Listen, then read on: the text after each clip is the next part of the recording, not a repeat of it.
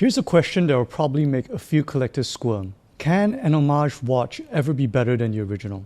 It's a loaded question, because in watch culture, the word homage tends to come with some baggage. Some people hear it and think of labels like copy, dupe, or replica, but not all homages are created equal. Some brands take inspiration from icons and refine the formula to make it more wearable, more accessible, and sometimes even more enjoyable.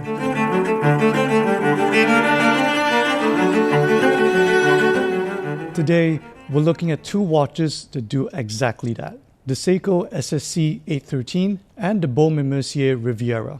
We'll talk a bit about design, wearability, and accessibility, and why in some ways these watches might actually make more sense for most people.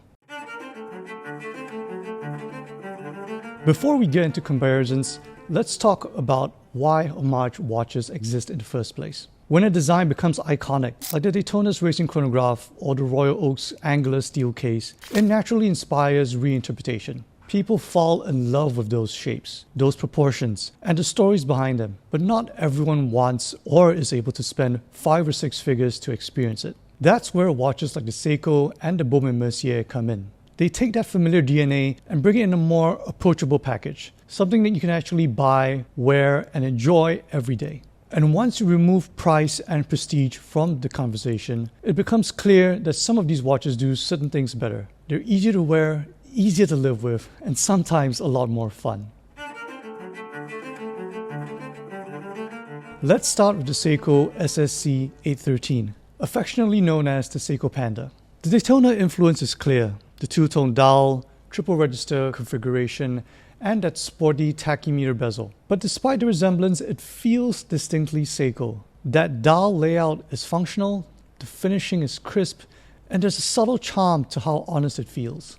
We're also talking about great proportions. It's compact, balanced, and clean. This is a chronograph that doesn't feel oversized or overdesigned, making it incredibly wrist-friendly. Plus, you can use various straps to give the watch a different look. Day at the beach, slap on a sailcloth strap. Night out on the town, can't beat classic leather. But the real difference comes in how it works. The SSC813 runs on a solar-powered quartz movement, which gives you a level of precision and convenience you don't get with most mechanical watches. No winding, no worrying about resetting the time every 2 days. Just grab it and go. That kind of practicality makes it a perfect everyday piece, something even the legendary Daytona can't really claim. The other benefit of a quartz movement is the cost of maintenance. Servicing a mechanical watch can cost several hundreds of dollars, and complications like a chronograph will incur a premium, on top of the extra that comes with highly specialized movements like the Daytonas. Quartz movements, on the other hand, only cost a fraction of that to service, along with a much quicker turnaround. And then there's accessibility. The Daytona might be one of the most recognizable watches on the planet, but good luck buying one at retail. The Seiko, on the other hand, is readily available, affordable, and worry-free. You can wear it without tiptoeing around scratches or premium markups or worrying about your personal safety.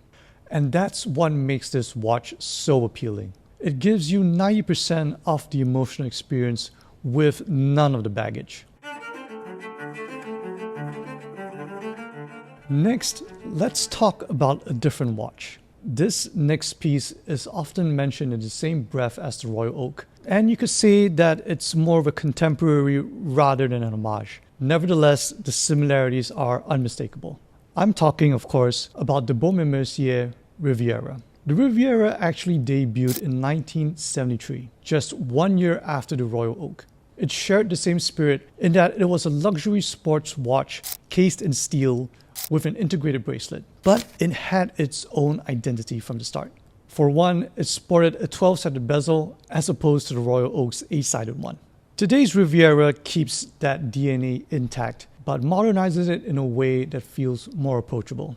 The case design now features 4 Allen screws in the bezel, while the Roman numerals on the textured dial, now only at 12 and 6 o'clock, have been enlarged and loomed. It's also been updated to accommodate rubber straps, further highlighting the watch's sportiness. Much like the Royal Oak, the Riviera collection is also available in various configurations, such as chronographs and perpetual calendars. But this particular time-only reference comes with Baume Mercier's in-house Baumatic caliber, which features a hefty 5-day power reserve. And while it may not be as flashy as what you'll find in the Royal Oak, it certainly gets the job done.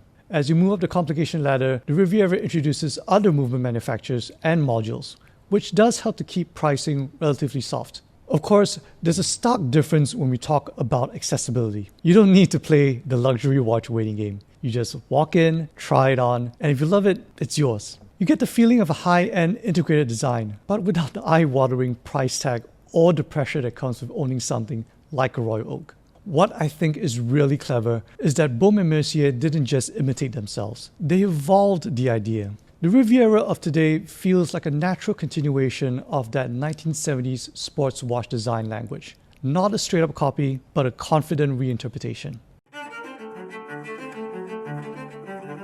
So, what do these watches tell us? They show that maybe it's time to move beyond old hierarchies. It's not just about who made the original idea anymore. It's about who's executing it in a way that fits modern life. Now, I'm not discounting the value of originality or novelty, but to say that a watch is inferior simply because it looks like something that preceded it leaves a lot of money on the table, at least in my opinion. Watches like the Seiko SSC813 and the Baume Mercier Riviera are proof that good design doesn't need to be exclusive. They're reliable, wearable, and designed to be lived with, not just looked at.